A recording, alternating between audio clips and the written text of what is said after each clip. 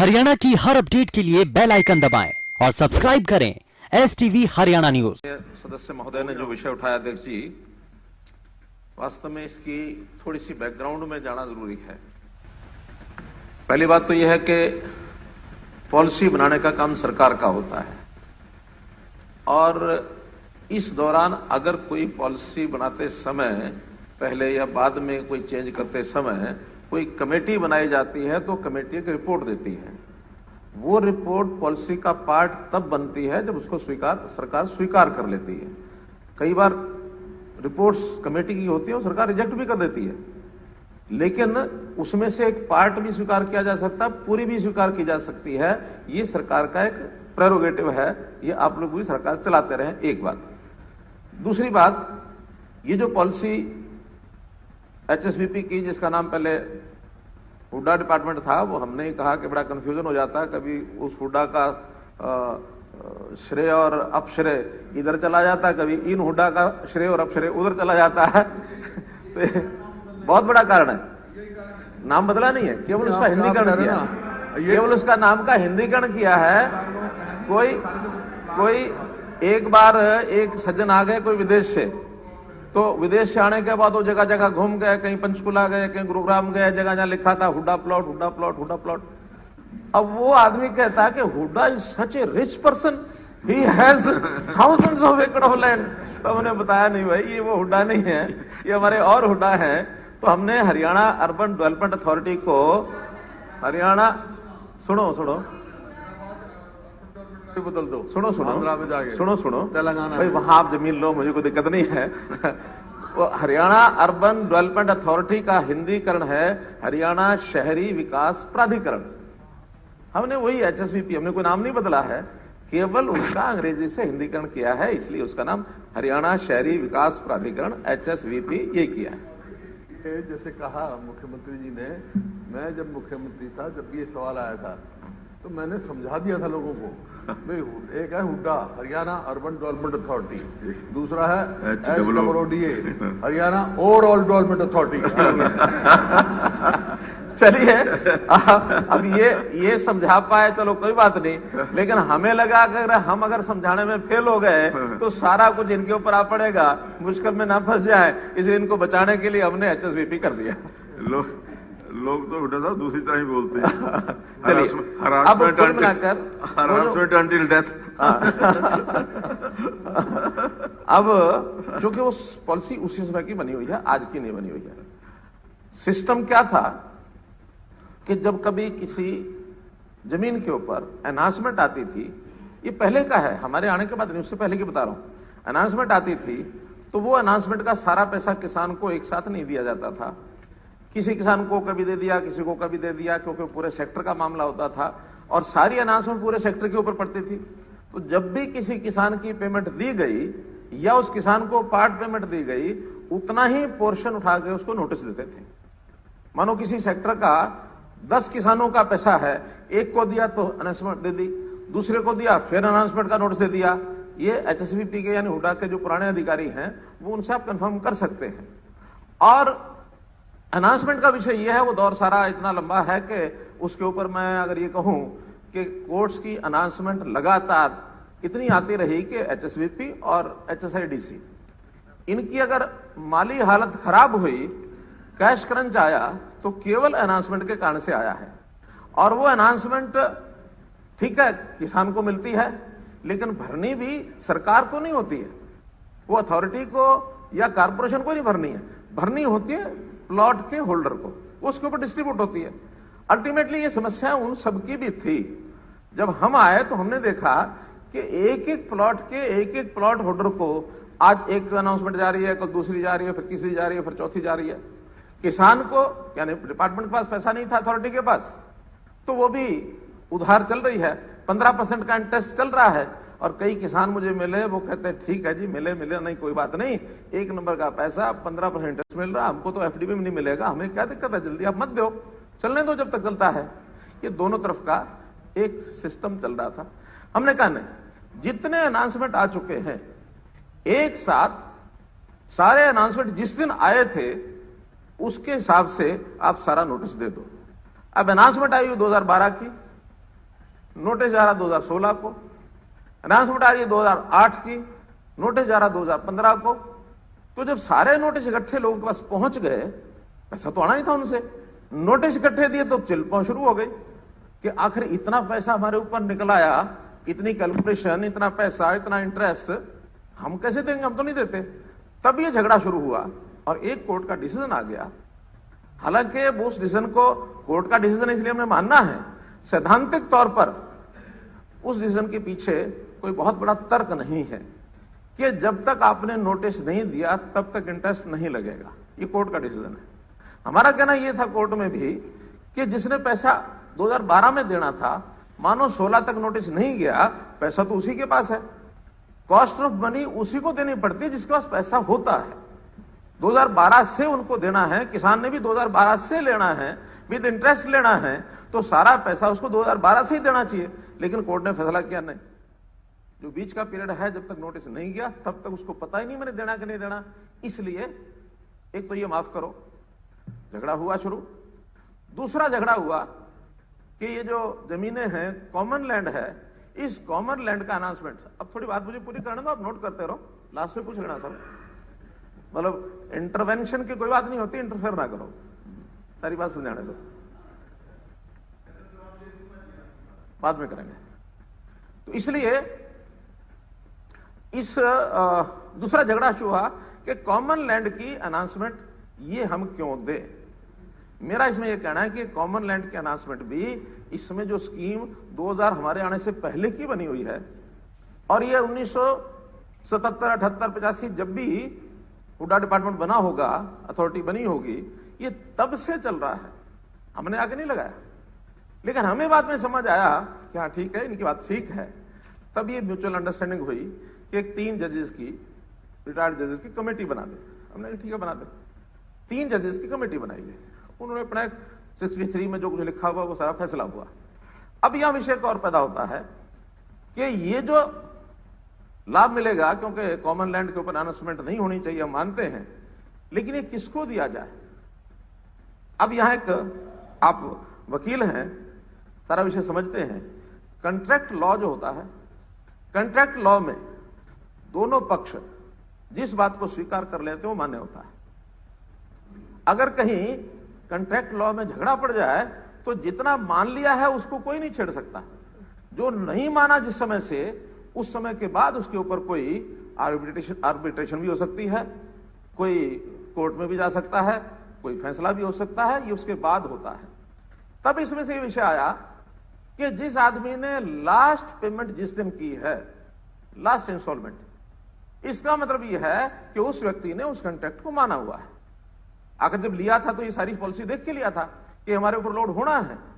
लेकिन जिस दिन उसने पेमेंट देनी बंद कर दी, समझो उसके दिन से वो उस झगड़े में आ गया, तो ये झगड़ा उस दिन से सेटलमेंट इसकी मानी जाएगी जो लास्ट पेमेंट जिसकी हुई है उसके बाद। लास्ट पेमेंट तक तो he is following the terms and conditions of the contract law. इसलिए ये जो विषय आ रहा है कि पहले के लोगों क्यों नहीं, जिन्होंने पेमेंट कर दी, जिन्होंने पेमेंट कर दी है, उन्होंने वो टर्म्स एंड कंडीशंस मान के की हैं। और यदि एक हाइपोथेटिकल बात मैं कहता हूं कि अगर किसी डेट से पहले हम उसको पिछलों को भी देना शुरू कर दें तो ये कब तक चला जाएगा, कोई लिमिट है? ये 1977 तक चला जाएगा।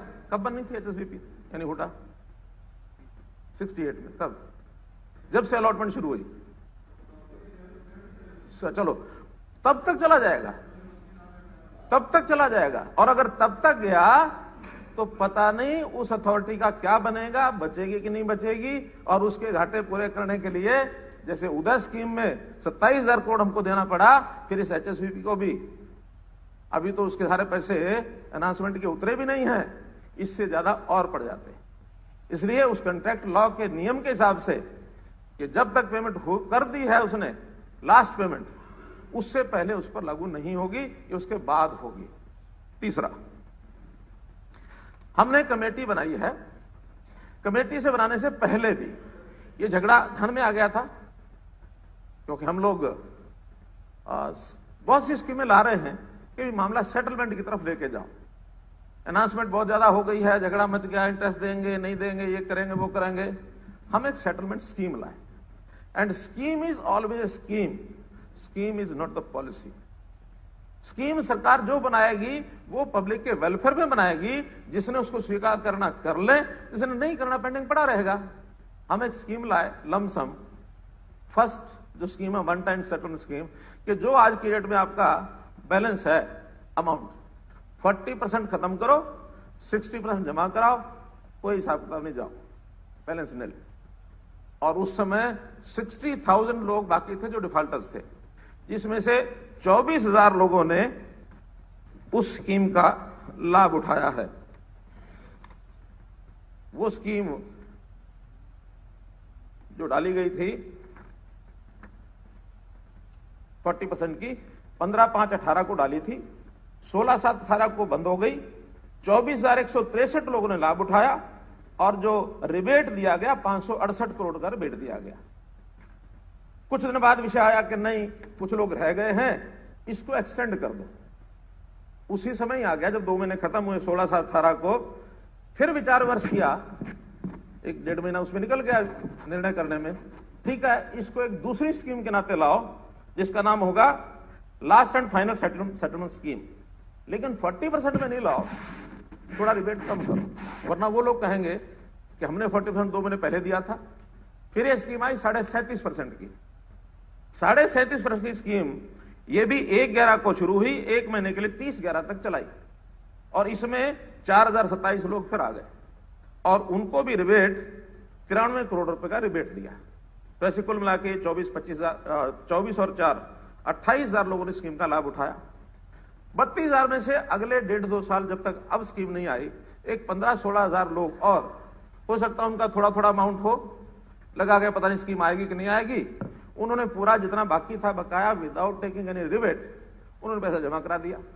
इसके बाद भी आज की डेट में लगभग 15,000 लोग ऐसे थे जिन्होंने कहा कि नहीं, हमारा कोई ना कोई सेटलमेंट करें। हमने कहा सेटलमेंट ये है कि पहले 37.5% किया था, थोड़ा और कम रिबेट करके एक स्कीम और निकाल देते हैं, कि नहीं हमारी तो एक्चुअल कैलकुलेशन होनी चाहिए। जब ये एक्चुअल कैलकुलेशन की बात आई, इसके बाद फिर कमेटी बनी, और कमेटी बनने के बाद चूंकि उस 63 का अगर आप उठाते हैं सेक्शन का, एक इतने कॉम्प्लिकेटेड चीजें हैं जिसका हिसाब किताब लगाने के लिए हर व्यक्ति अपने अपने हिसाब से उसका मतलब निकालने लग गया। जो डिफॉल्टर थे वो अपने हिसाब से मतलब निकाल रहे हैं, जो नीचे एडमिनिस्ट्रेटर हैं वो अपने हिसाब से निकालने लग रहे हैं। ये विषय इसलिए फंसा कि जो आप कह रहे हैं कि पिछले लोगों को क्यों नहीं दिया, अगर हम पिछले लोगों को देना शुरू करते हैं तो सरकार किसी को 10 लाख दे, किसी को 20 लाख दे, किसी को 5 लाख दे। और आपको पता है कि कोई स्कीम जब आती है उसी समय से शुरू होती है, उससे पहले शुरू नहीं होती। तब ये 1/4/15 इसकी डेट तय की गई। 1/4/15 से पहले इसका कोई लाभ नहीं मिलेगा, 1/4/15 के बाद इसका लाभ मिलेगा, और बाद में भी जिस दिन तक लास्ट पेमेंट उसने जमा कराई उससे पहले नहीं, उसके बाद मिलेगा। तब ये सारा एक कंप्यूटराइज सिस्टम बनाया, और बनने में समय लगा है। जो मार्च 2020 को जब कहा था, स्टेटमेंट दी थी कि हाँ इसको हम मार्च 20 में लाएंगे, आपको मार्च 20 के बाद का पता है। मार्च 20 के बाद साल भर हमारा कैसा बीता है, यानी उसमें कोई ऑफिस में बैठा नहीं है काम करने वाला व्यक्ति, सारा पैरालाइज हो गया सिस्टम 6-8 महीने तक। जब 6-8 महीने तक पैरालाइज रहा है तो उस सिस्टम को हम लागू कर पाएंगे? ये तो जैसे बाकियों को हमने 0 पीरियड दिया है, तो आखिर ऑफिस भी बंद हो गए थे। हमने ही कहा था कि ऑफिस आना बंद करो, अपने घर से बैठ के काम करो। उस डिले को डिले नहीं मानना चाहिए। बाद में लगातार काम करके उसकी निटी ग्रिटी कितनी प्रकार की थी वो सब सुलझा करके, और हमें कोई लालच नहीं है कि किसी को कम देना है, लेकिन इस लालच को भी पूरा नहीं करना कि इस स्कीम के माध्यम से हमको 10-5 लाख वापस मिल जाए। वापस किसी को नहीं मिलेगा जो जमा हो चुका। वो नियम मैंने आपको बता दिया कंट्रैक्ट लॉ का। आगे जो बचा हुआ है उनका, उसमें स्कीम का लाभ मिलेगा। उसमें किसी को 40% मिल सकता है, किसी को 50 मिल सकता है, किसी को 60 मिल सकता है, किसी को 20 भी मिलेगा, क्योंकि अलग अलग पीरियड है, अलग अलग अनाउंसमेंट का रेट है, अलग अलग जमीन उसमें कम ज्यादा होगी। वो एक कॉम्प्लिकेटेड सारा सिस्टम है, हर एक प्लॉट की एक अलग कैलकुलेशन है। उस कैलकुलेशन के हिसाब से हमने 3 मार्च, क्योंकि ये कॉलिंग अटेंशन मोशन उससे पहले दिया गया है, इसलिए वो सारी बातें इसमें तो आपने पूछी भी नहीं है, प्रश्न के रूप में आई हैं, वो मैंने बता दी कि 3 मार्च को इसको हमने लागू किया है। Full and final settlement scheme इसका नाम है, और इसका जो आज का स्टेटस है, क्योंकि अभी इसमें हो गए हैं 3 मार्च और आज कितना हो गया, हाँ 12-13 दिन हो गए, 2 महीने तक लागू रहेगी। ये 30 अप्रैल तक चलेगी, 30 अप्रैल तक इसमें अप्लाई कर सकते हैं। अभी आज की डेट में 15,430 में से 762 लोगों ने इस स्कीम का लाभ ले लिया है, जिसमें 823 करोड़ रुपए की राशि, नहीं टोटल 823 करोड़ की है जो सेटल होनी है। अभी तक 19 करोड़ 74 लाख रुपया लोगों ने जमा करा दिया है, जिसमें 31 करोड़ 10 लाख रुपया उनको बेनिफिट हो चुका है। मुझे लगता है कि ये सारी स्कीम में लोग आएंगे, और जब लोग आएंगे वो जब स्वीकार कर रहे हैं तो विषय उसमें पंचकुला के लोगों ने क्या लिख के दिया है। मैं तो ये देखता हूं कि 762 लोग आए हैं और अभी 12-13 दिन हुए हैं। सामान्यतः स्कीम का लाभ हर कोई लास्ट दिनों में उठाता है, तो हम 30 अप्रैल तक इस स्कीम में ज्यादातर लोग मुझे लगता है लाभ ले जाएंगे, क्योंकि बेनिफिट सारा कैलकुलेट करके वो बैठे हैं। अब एक थोड़ा उसमें एक व्यवधान कठिनाई एक मैं बता रहा हूं, कैलकुलेशन में कंप्यूटर जो होता है ना, वो तो 1 करोड़ को भी फार्मूला वही लगाता है जो 1 पैसे को लगाता है। अब उसके सामने तो कोई ऐसा पहचान नहीं होती है। एक उसमें छोटा सा एक विषय ध्यान में आया है कि कुछ लोगों की जो बैलेंस था, लास्ट बैलेंस, वो 10 रुपए, 20 रुपए, 50-100 रुपए कैलकुलेशन में अंतर आ जाता है। वो हमने कहा कि भी 150 रुपए का अंतर नहीं, उसको डिस्पोज ऑफ कर दो, खत्म कर दो। उसके कारण से कईयों को 1-2 लाख रुपया लाभ होने वाला जो है वो अभी कंप्यूटर नहीं दिखा रहा है। हमने तय किया है, हमारे जो आईटी के लोग देख रहे हैं, हमने कहा तुरंत इसका कोई निदान करें, कम से कम 50-100 रुपए के कारण से उसका 1-2 लाख रुपए का नुकसान ये नहीं होने देंगे, और इसमें 4-5 करोड़ रुपए का लाभ उन लोगों को और मिलने वाला है जो से 500-600 लोग ऐसे हैं। लेकिन वो ठीक से हिसाब लगा के कैलकुलेट करके, और कोई रिबेट जो उनको देना होगा वो सेशन के बाद मैं स्वयं उसमें देख लूंगा, क्योंकि इस पॉलिसी में स्वयं मैं कई बार मीटिंग कर चुका हूं। जितनी डिटेल मैंने बताई है, तभी मुझे पता है कि इसकी एक एक चीज इसको मैंने अपने हाथों से निकाल के दी है। किसी के साथ कोई अन्याय नहीं किया जाएगा, जितनी मैक्सिमम राहत होगी वो उनको दी जाएगी। धन्यवाद मुख्यमंत्री जी। मंत्री खुद ही बोल रहे थे, आपको मान 2 मिनट में जो कुछ बातें चर्चा नहीं, देखो अब ये तो फैक्ट्स है। मैं कहता हूं, मैं एक लाइन पढ़ूंगा सिर्फ आखिर में। इन्होंने कहा आपका कानून कहता है रेगुलेशन 10(1) कि उसमें प्रिंसिपल क्या ट्रीट होगा। The additional price premium shall be payable by the transferee और lessee within 30 days of the demand of notice.